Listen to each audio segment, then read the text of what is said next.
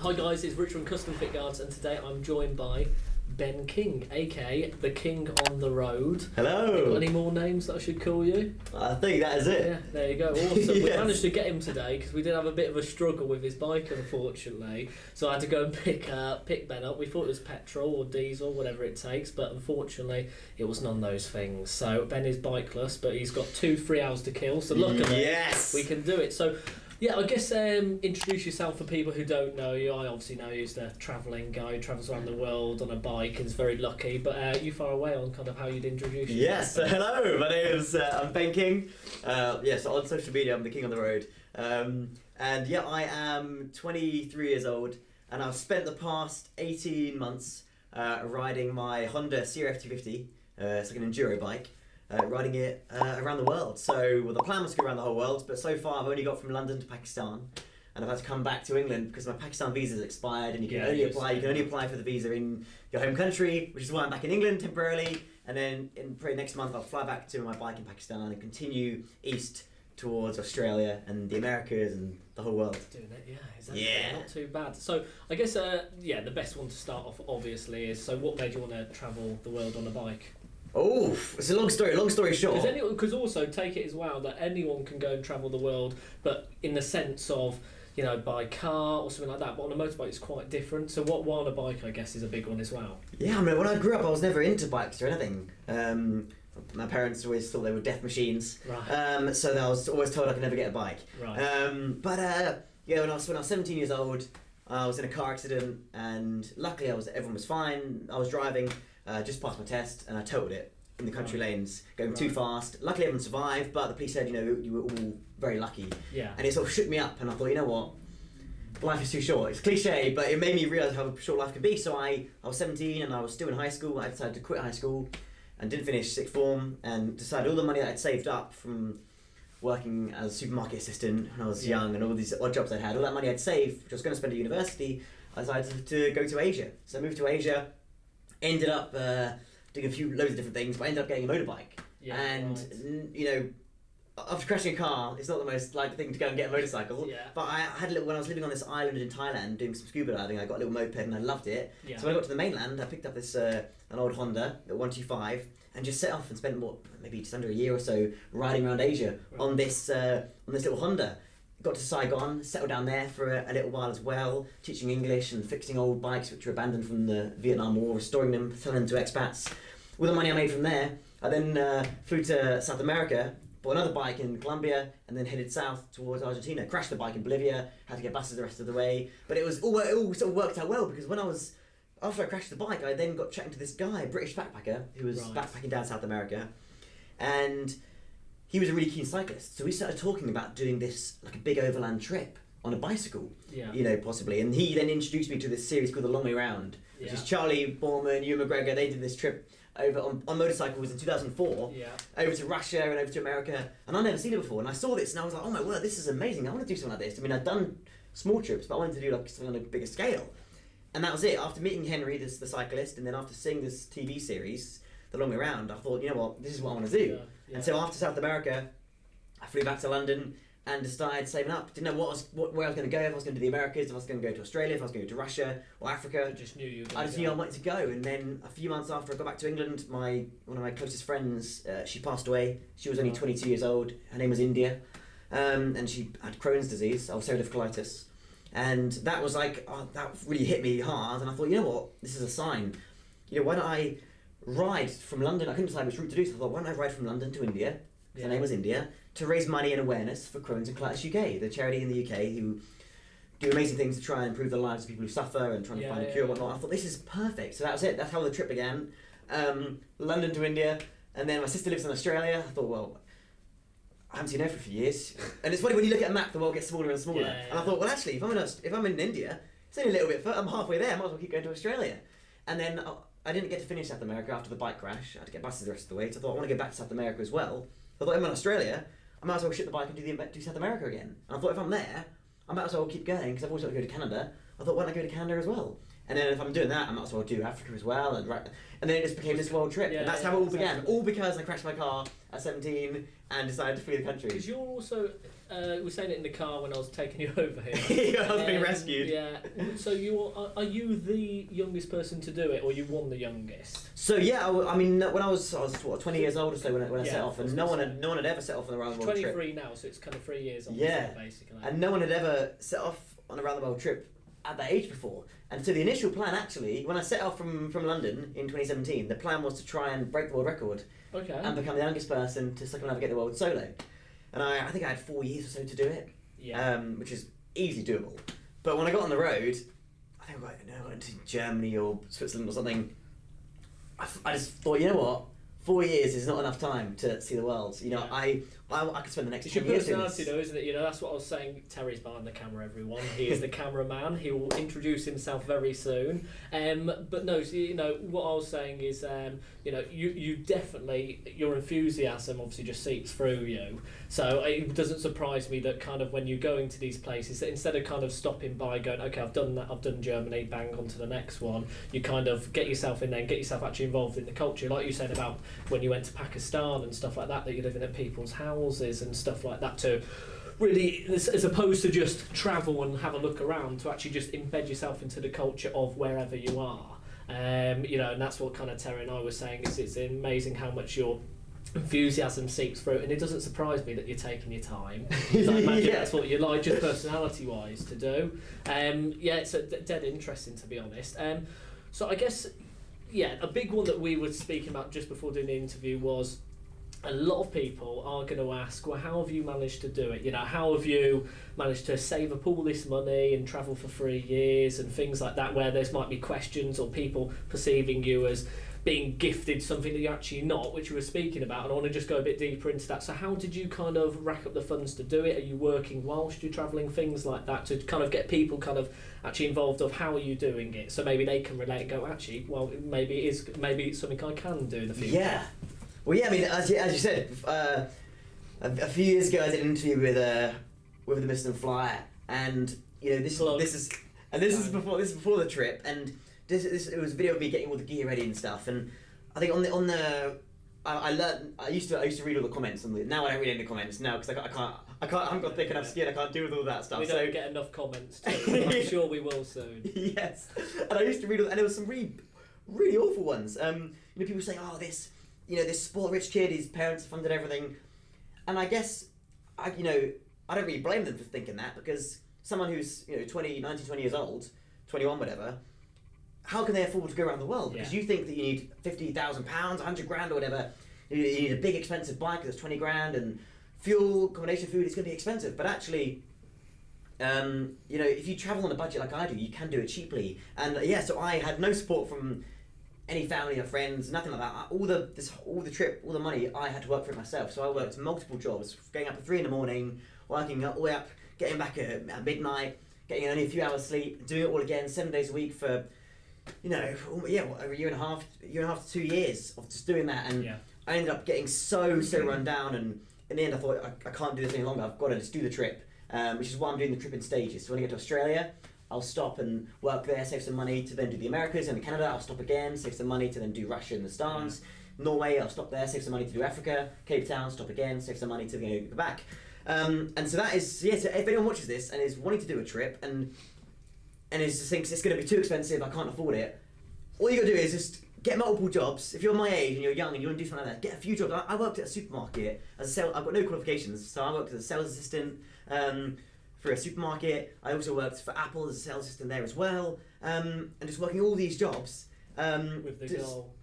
With the goal of doing this trip. Because you even said it earlier, that part of kind of when you're in maybe those phases where you sit there and you kind of maybe feel a bit sorry for yourself because it's terrible weather and you're travelling, that you said it all comes back to how hard did I work for this moment. Yes. And you kind of snap yourself back out of it, which I think is really interesting, that you can kind of sit there and, I think travelling the world for I've done a tiny bit of travelling, but not as much as you have. And I know that there is probably points where you do sit there and go, God, what am I doing this for? Or, this isn't whatever I expected it to be, in a kind of more negative sense. But like you were saying, you just go back to that thing of, wow, how hard have I worked to do this? This is everything, all that hard work that I put in those late nights is for this. So good or bad, it's the memories that I'm making, and kind of work towards that and just don't forget that, basically. Exactly. I mean, when I'm freezing cold and I'm alone in my tent and it's like minus 15 or below, and I'm trying to cook my dinner on my stove, my fans are frozen, or I'm trying to put the tent up in the pouring rain or in the desert and the bike's broken down, and you think, oh, this is just the worst thing ever. Yeah, I look back to those mornings when when I was the alarm would go off at 3 o'clock or whatever in the morning, and I ended up getting this massive world map and put it on my wall. And that was like, so I'd get up in the morning, the alarm would go off, and all I wanted to do was just sleep all day. I didn't want to get out of bed, but I see the world map and think, right, that is the goal. Yeah. This is why I'm doing it.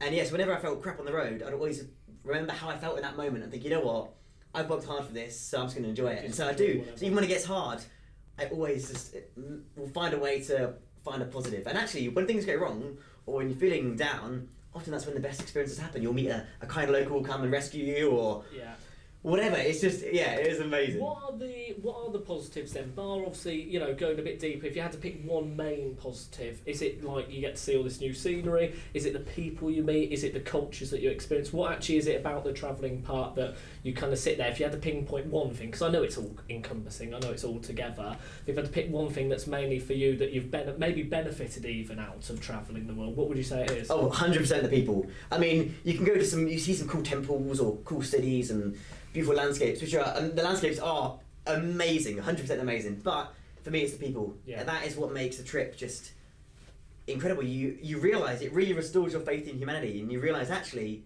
everyone is good. The media will portray all this negative stuff about about Iran, Pakistan, Middle East, and it's nothing like that. When you get there and you see it in person and you meet the people, it is just incredible. That is the best part, and that's for me. That's what I love about travelling. I wouldn't consider myself a biker. Like, biking is purely a means of transport for me to allow me to see these countries. I think it's the best way to see these countries because you have such freedom and you can go wherever you want. And also when you're on a bike, I think you're more approachable. People will come over and talk to you, especially when you're by yourself as well. So if you want to do a trip and you're worried about you're waiting for a friend to join you or whatever, just do it by yourself, and you'll have the most amazing experience, and you're never alone. Often I actually will search for places to hide so that I can be by myself and have some alone time, because I'm never alone. You're always surrounded by people who want to talk and say hi, because they're all just so friendly. It's just being alone is just the greatest. So what kind of again I keep saying we spoke about this. We had a bit of time in the car today, going backwards and forwards, but. A big one is for people to kind of maybe relate to a bit more is like, it's not just all fun and games 24/7, and especially like what you were saying, when you come back, Bruce from Teapot One, plug, he was saying that when he's done his big travel trip, he kind of got back and sat there and just didn't know totally maybe what to do with himself, or kind of sat there, and it's such a different environment from having these exciting day-to-day experiences. Then you kind of go straight back down, like you were saying, when you go home, not much has changed, everything's the same, and it's not a new adventure every day. Kind of can you explain a tiny bit about kind of maybe those harder times when you're coming back, and maybe how you kind of deal with those and things like that as well? Yeah, that's it, because people will never, especially with social media nowadays, when everyone they only show the good parts of it. No one's going to put on Instagram them crying or some, camping next to a garbage can or something like that. Everyone shows the good stuff, beautiful sunset, beautiful beach. No one ever talks about or shows the bad stuff. But when you come back, it's really, I've done it 3 times now, I think. After coming back after Asia, then after South America, and then obviously I've come back to get this visa. And it's people never talk about this stuff, but it's really, really difficult, because you've been on the road, you've been meeting amazing people every single day, experiencing new cultures, new food, and you're always on the road. It's such an exciting thing. You have to pinch yourself when you're on the road, thinking, this is my life. I literally get to just get up every morning, I get out of my tent, and just ride. I've got nowhere to be. It's such an amazing thing. And then you come back home, and you sink back into normal life, and it's where for me, I'm back with my parents while I wait for the visa, so it's where I grew up, and you know, nothing's changed. Everything's still the same, and you get to see all your old friends, and you know, you've had all these amazing experiences, but everything's sort of stayed the same here, and it's really, really tough. And you start. Luckily, I'm in a position where I'm going back on the road again, so I've still got lots of the world to see. I'm not even a tenth of the way through the trip. Yeah. I've still got a long way to go. But not good. I should have put that on silent. Who's it? Your dad. Bear with me. My dad's just calling. You alright, Dad? Yeah, I'm just doing an interview at the moment. So can I call you back? Is that alright? maybe I'd like a dance while we're waiting. That's alright, no worries, I'll speak to you in a bit. Bye. He wants to know how the new motorbike was going. Oh, brilliant. Let me turn that on to silent. How unprofessional of me, I do apologise. So yeah, I guess, what was the big one that I was just thinking about there? That when is all, you know, when everything's done, I mean, I guess you could, like you say, travel for all your life, but let's say you want to come back and stuff like that. Do you think you would, wherever you settle, let's say, because you never know, you might not settle in England, obviously, do you think you'd carry on riding?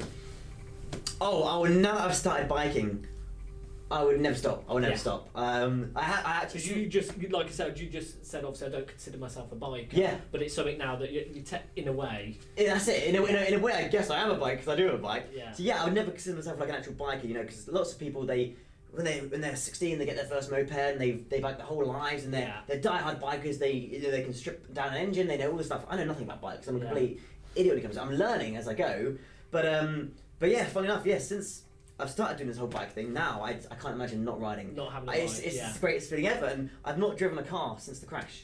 So it's been, 6-7 years now since I've been in a car, and I just love being on a bike. The freedom you have is amazing. So when I finish the trip, I'm definitely going to keep biking. Who knows what I'll do? I mean, I might end up...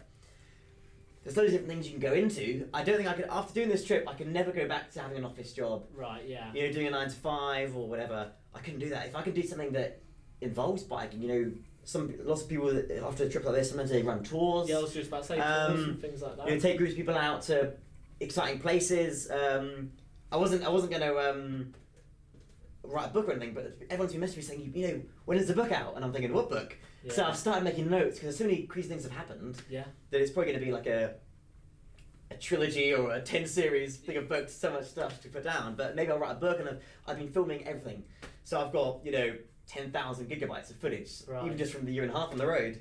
So when I finish the trip, yeah. Maybe we'll give it all. Give it all to Terry. Yeah, exactly. And I want to make a little sort of mini documentary kind of film when I'm done as well. So there's a few things to do when I'm finished, but who knows what I'll go into? I have absolutely no idea. Yeah, awesome. Well, I think that really concludes it. I mean, I've got one question, maybe. I'm just looking at Terry, because do you want me to ask the main question? You've got to do it. Okay, so this is pretty serious, though. So you thought that we were getting deep with some negative this stuff. is my serious face. So, would you rather fight a horse-sized duck or 30 duck-sized horses, and why? A horse-sized duck or 30 duck-sized horses? Oh, horse-sized duck. I'd go with the 30 duck-sized horses because they're small. Ducks are tiny, right? Everyone thinks they can kick them. Yeah, that's it. No, Ben, you can't simply kick them because there's 30 of them. Imagine they're swarming on you straight away. Or they're attacking you. Yeah, they're going for you. Oh, if there's 30 of them and they all attack you, then they're going to engulf you and they're going to jump all over you. But then how do you neutralise a horse-sized duck? I have a theory of how to do that, but I can't discuss it on here because then everyone will know how to do it. But we'll take your first answer. 30 duck-sized horses. There we go. So yeah, if you want to see any more, obviously just follow Ben. We'll put his tag underneath him, probably at the top left or top right. We'll put something as well. Otherwise, that's it. CFG or Team CFG out of the door.